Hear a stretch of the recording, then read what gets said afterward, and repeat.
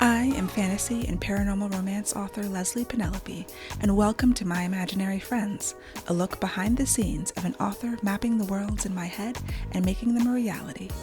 Hello friends, today is Sunday, September 4th, 2022, and this is episode 185 of My Imaginary Friends. I'm Leslie. So this week's best thing was the National Book Festival. That was yesterday as I'm recording this. It was in DC, sponsored by the Library of Congress, and I had an amazing, fantastic time. So it started Friday evening at, there was a reception at the actual Library of Congress, which I've lived in Maryland since I was 9 years old, and I've never been to the Library of Congress. It was my first time there. The reading room was open, which is the architecture, the painting, the tile, just everything about that entire space is amazing. And so, there was a reception with some of the authors and I guess guests and sponsors. My agent Sarah was there. One of my other agent sisters, B.L. Blanchard, who was on the program, was there, and I got to see her again. So that started it, and they had an amazing program of five of the authors who were going to be featured at the festival gave very short speeches, and they were all really good, including Nick Offerman from Parks and Rec. And he was like second or third. And I was like, why did they put Nick Offerman in the middle and make people go after him? But the people who went after him were just as good or better. So nobody was a slacker in these speeches. The Librarian of Congress, Carla Hayden, was there introducing things. So that started out really cool. And then Saturday came and I had brunch with my agent and some of the other authors, and then went into my panel, which was Come Into My World, Vivid Places and People in Fiction. It was me with Tochi Onyebuchi, and it was hosted by B.A. Parker. She was the moderator, and she's the new co-host of Code Switch. And I did not also realize until she told me when we met that I actually knew her from Morgan State University. I used to work there. I worked there. I taught some workshops, but I was working on their website. Now, this was like 15 years ago, but I was kind of leading up their big website redesign, helping to choose the new software and then implement the whole thing. They had a web designer who was like a full-time position. I had been brought in because I had worked at Johns Hopkins University before at their digital media center, teaching lots of workshops and just kind of helping to run the digital media center there. And Professor Mellinger, who his son went to Hopkins, he was the head of sort of trying to create a digital media center at Morgan. So he brought me in, and I worked there for several years on and off part-time. And so that was so cool to see a student who I had known who is now on NPR and moderating this panel, like doing amazing things. It made me so happy. And then the panel was great. Such good questions, and we had a good conversation. Afterwards, there was a signing. Unfortunately, or fortunately, depending on how you look at it, they sold out of The Monsters We Defy. I don't know. I never actually made it to the bookstore, so I hadn't seen how many copies they had in the first place.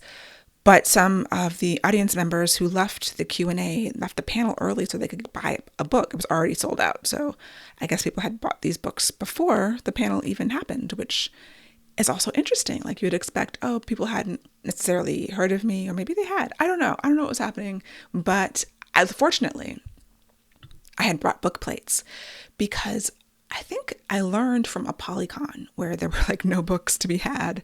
The bookstore there this year was a mess.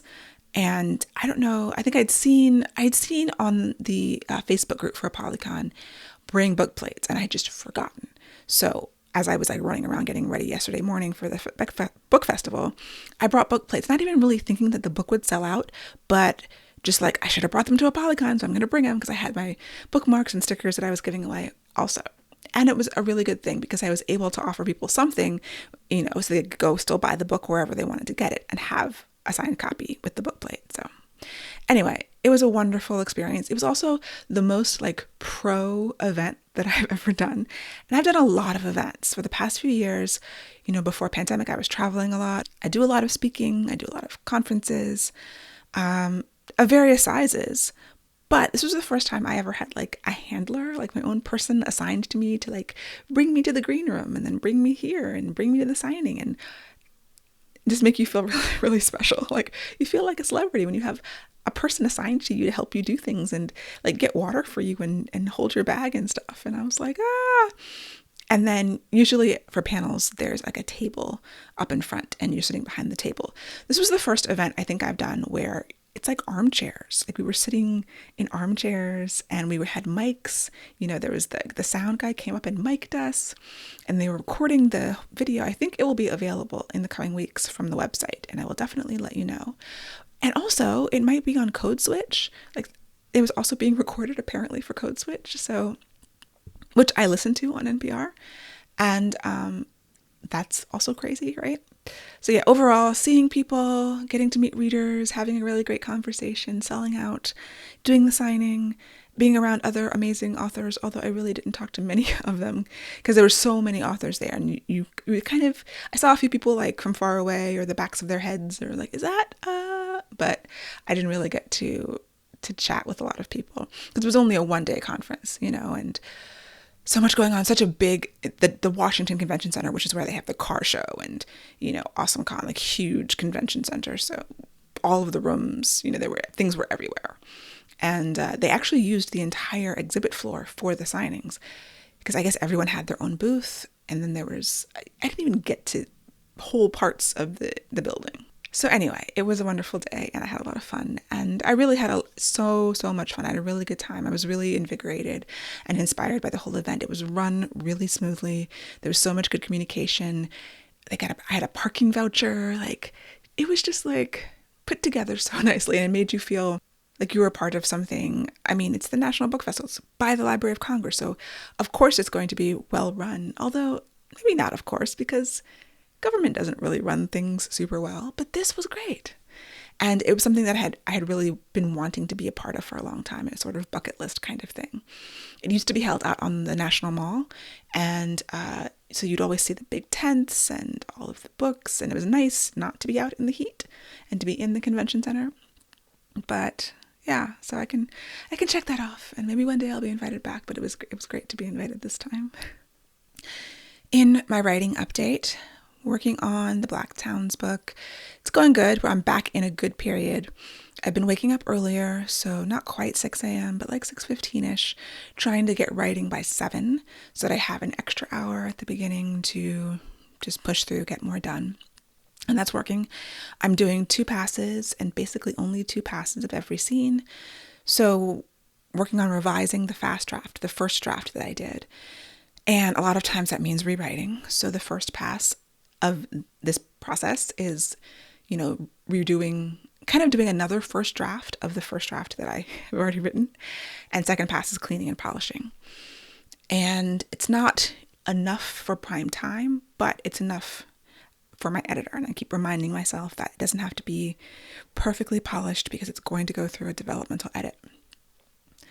And it is, fairly clean. Like, my second pass of the revision is a very clean pass. It might not have all of the artistry that I wish it did and kind of the nuance that comes with subsequent passes, but it's good enough. So I think that I've gotten about 8 chapters this past week done, which is great. I feel good about that. Moving along, still having to stop every day and do light research and a little bit of world building stuff, but that's just par for the course. That's how revisions go. When you're making the actual decisions, no more placeholders. I have to figure everything out. And it's actually been coming nicely. I put some more things on my Pinterest board in terms of how things look, and I've just found some really great images from artists that I'm kind of basing things on, but also changing a lot. I can kind of look at this picture and then imagine how my world differs from the illustration that I found that is sort of the basis, and then keep writing from there. So this week was really good word-wise, and I'm hoping to get another good week because only 4 of them left at this point. I'm really hoping that I don't get stuck again, which is always a possibility. And I'm at a new section of the book, so there's kind of 2 big sections left. I'm headed up towards the end of Act 2. Or actually, am I in Act 3? Once again, the act breaks for this book have been a little mysterious for me. I think I'm actually at the All Is Lost, and I'm headed into Act 3. But whatever it is, there's 2 kind of sections of story that are left. And I would love to be able to get through them in 2 weeks, and that would give me 2 more weeks to print the whole thing out, read it again, Also, there's a whole section that I haven't written at all. These interstitials that are from the like a magical character's perspective. I did the first two, and then I figured I would figure out the rest of them after I've gotten the bulk of the main story done. So I'm going to need the last 2 weeks to, at least a week, to do nothing but those interstitials, because they require a lot of craft. Like, they're very voicey, and I'm weaving a lot of history and magic and stuff in them. And maybe I shouldn't have put them off, but that was the decision I made, and I'm sticking with it. And then I'll hopefully have a week to print everything out. And it might be like more like 3 days to print everything out and read it through, mark up the document, enter all of those changes into the manuscript, and export. And now that I'm thinking about it, I need a whole week for that. I really do. So we're gonna keep pushing and make this happen some kind of way. But I'm feeling optimistic, and I'm feeling good about the decisions that I've made in the story so far. So let's hope that continues through the rest of the month, because this baby is due October 1st, and I am turning it in. Although October 1st is a Saturday. So maybe I need to double check that. Maybe I'll have till the 3rd, actually, because well, we'll see. Maybe she wants it on Saturday. I can't imagine she's going to read it over the weekend, but who knows? Maybe she will. In the writing world news, the Penguin Random House Simon & Schuster antitrust trial wrapped up, and I hadn't really been keeping up. I've just been seeing some overviews that came out of it, specifically from Jane Friedman in the Hot Sheet, which is a paid newsletter on the publishing industry that I really recommend for authors and people interested in the industry. It's not very expensive, and I'll link to it in the show notes. But then again, I am high input, and I need lots of information to make me feel good about knowing what's happening in my industry. But yeah, it's an every other week publication, so she talked about it 2 weeks ago, and then by the time the latest issue came out, it was over. The thing that I highlighted from this past issue about this case of the merger of Penguin Random House and Simon & Schuster, which is being opposed by the Department of Justice for antitrust reasons, is this quote: "Of the 58,000 trade titles published per year, fully half of those titles sell fewer than 1 dozen books." Not a typo, that's 1 dozen. More broadly, 90% of titles sell fewer than 2,000 units. Now, this is traditional published titles, print, not including ebooks at all. And the caveat here, because it can be a little bit misleading, is that these are based on, books that have ISBNs, and they're probably using BookScan to determine how these books were sold. So it doesn't include libraries, it's only major retailers. Still, traditional publishers publish 58,000 titles, half of which sell fewer than 12 copies in print. Like, none of that makes any sense, right? And then 90% of titles sell fewer than 2,000 units. So if this is accurate and to be believed, and this is what was said at the trial under oath, then it really puts a lot of things into perspective. It's hard to sell books. It's hard whether you're traditional or whether you're indie. I have indie books that haven't sold 2,000 copies, definitely. And so, fortunately, most of my trad books have. And a lot of people are taking away the fact that, well, traditional publishers don't really know what they're doing. Which is to say, no one knows what's going to make a book take off. The other statistic that I didn't write down, but it was something like they spend 2% of their budget on marketing. Crazy low. So this whole trial was about authors with big advances, $250,000 and plus advances, which is only, I think, something like 2% of authors get advances that large. And that might be false. I'm not sure that both of those things were 2%, but it was a very tiny percentage are going to get an advance that large. And how the merger of these two big publishers going from Big Five to Big Four would affect those already wealthy people. And so things that came out during this trial, just about how publishing is a gamble, how only a small percentage of the publisher's catalog makes them any money at all. And they essentially just admitted to throwing things at the wall and seeing what sticks. And in any other business, that would be completely insane. Like, nobody sells anything else that way, the way they sell books. They take chances on books. You don't know what book is going to hit. You know, if you throw hundreds of thousands of dollars in marketing at it, there's a chance it will make more money than, you know, someone who gets a $50,000 or even $100,000 advance, which there was a quote going around that said that's not a high advance from publishers saying that, which to most of us, getting a six-figure advance is a big deal, right? If I got a six-figure advance, I would think it was a big deal. But in the scheme of things, when you compare it to the $1 million advances, who basically celebrities are usually the ones who get those, people with a big platform.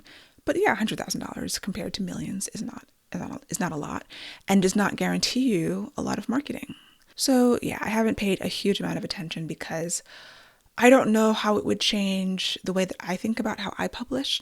You know, as a hybrid author, I intend to continue being hybrid for as long as I can, as long as I continue getting traditional publishing contracts and, you know, working with publishers that I like working with and that I find beneficial to work with, because selling books on your own is every bit as difficult.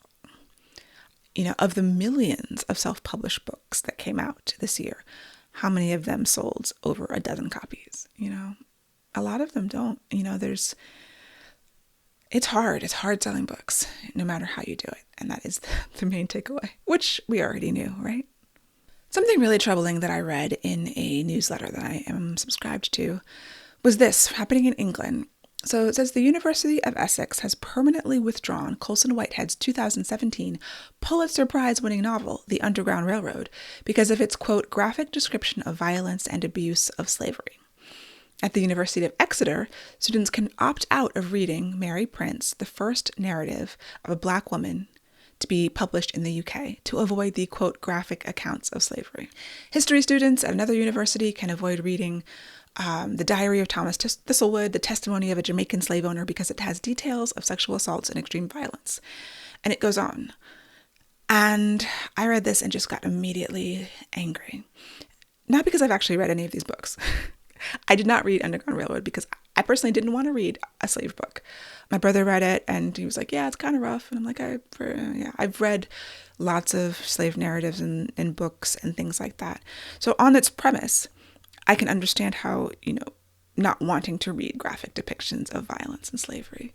However, removing it from curriculum for that reason, because in college and high school is when I was reading most of these books, when I was reading Toni Morrison and just a whole long list of Black books that I think it's important to read.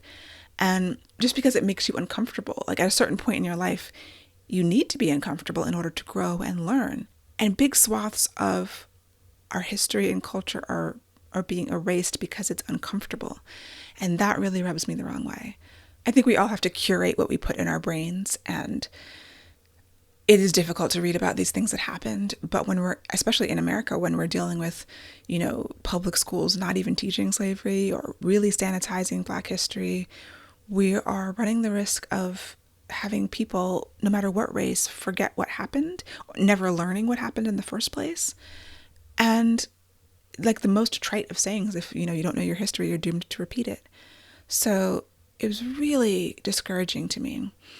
You have to be really careful when you want things to be called, I'm not going to say censored or banned, but like when you want groups to be like, have these very strict requirements of content that might blow back on you. And this is an example of that, in my opinion. It's like, oh, we don't want to have anything that is graphic or harmful or traumatic or triggering or whatever. So we're going to erase everything that happened to your people. You're not going to read about anything about slavery because it's too traumatic and triggering and graphic. And what does that accomplish? And what does that do? And it just made me so angry. I don't have any solutions because the way that our culture is headed, and it was always going to be this way, you know, it was always going to get turned around. And I think that a lot of people had rung a lot of alarms about things like this. And to see it actually happening is just incredibly painful and difficult and angering. And then sort of in that vein, I saw that there was controversy around this movie on Netflix called Purple Hearts, which is a very silly romantic comedy. No, not a romance, not really comedy, about like, a liberal woman and a conservative guy who's a Marine having to do a marriage of convenience. And I saw some article talking about it was military propaganda, and just kind of silly critiques. I watched it and I didn't realize that it was like red and blue make purple, and they have to get over their differences to fall in love. As a love story, it didn't really hold up because both characters were very unlikable.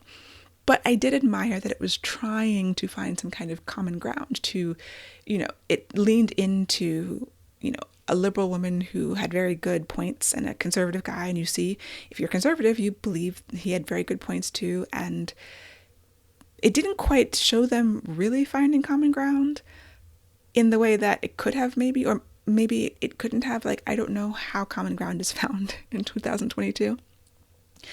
So yeah, I thought it was a cute movie. As a love story, but I did not necessarily see where the criticism was coming from. And as someone who has, many family members either currently in the military or veterans, to call a movie that has a Marine as a main character nothing but military propaganda is actually offensive. Like, it wasn't a recruitment video. It was showing how a Marine who was about to be deployed to Iraq having his conservative opinions, which many people in the military are conservative, hate to break it to you. It's kind of hard to be super progressive and then go off and fight for your country. I don't know. I thought the criticisms were overblown, and the movie wasn't great, but it was fine. And finally, I am on Susan Dennard's mailing list. She's a YA fantasy author, and she just had a really cool kind of street team idea. She's not calling it a street team, but her new book, she set up a Substack for kind of the promotions of this new book. And she's calling it the Hunter Trials Challenge, which is very thematically involved with the book, The Luminaries. And so I just thought that was a really cool idea. So it's essentially a Substack, which is kind of a newsletter, but it also has a website component to it. And if you're on this list, you'll get challenges like share 3 posts about this book coming up, and then you'll be entered into a giveaway for, signed copies of ARCs and things like that. I think it's standard street team stuff, but I personally haven't seen it done as a Substack or in this format. I think it's easier to access than like a Facebook group. Me and Facebook groups are just not getting along. I can barely keep up with my own Facebook group. I add things to it every blue moon. So yeah, I just gave me an idea. I've kind of wanted to experiment with Substack, even though I like having control over my newsletter. So I use a newsletter service, which Substack is a newsletter service. It would take a lot of time for me to go into the details of why how it's different. But it's also extremely popular, and I subscribe to a lot of different Substacks, and I pay for a bunch of them. And it's sort of like Patreons, like supporting creators who either podcasts, you can do a podcast through Substack and monetize it, or just written newsletters. So yeah, it's kind of like got me thinking, I can't take on any more projects, but whenever the next book comes out that I'm publishing, maybe it's an idea. I'm going to keep my eye on what she's doing for this street team and maybe do something. I don't know. I can't commit to anything at this point because I think all of my brain power is going to finishing this book in the next month. And I'm also signed up for a TikTok class, which I will talk about next week because I think the class will be fully underway next week or halfway through or something. I did not want to get on TikTok. I'm still a little ambivalent about it, but I made the decision to take this class to learn more about it, and we'll be making some videos for TikToks as a part of the class. So I will report back with my findings as I go through this. I have this real reticence about it because I know it's going to be very time consuming, and I'm hoping that through the class I will just gain an understanding of it without having it be a drain on the small amounts of free time that I have left. So that is it for me for this week. Goals for the coming week. Just keep writing. Get through this chunk, this next. If the rest of the book I have left, get through half of it, I would be insanely excited about that. And I will talk to you next week. For episode show notes and to sign up for the Footnotes newsletter and get the show notes in your inbox, go to myimaginaryfriendsshow.com. Subscribe wherever you get your podcasts and watch the video episodes on YouTube. You can email me at podcast@lpenelope.com. And I would really appreciate a rating or review to help support the show. My Imaginary Friends is part of the Frolic Podcast Network. For more fantastic podcasts, go to frolic.media/podcast.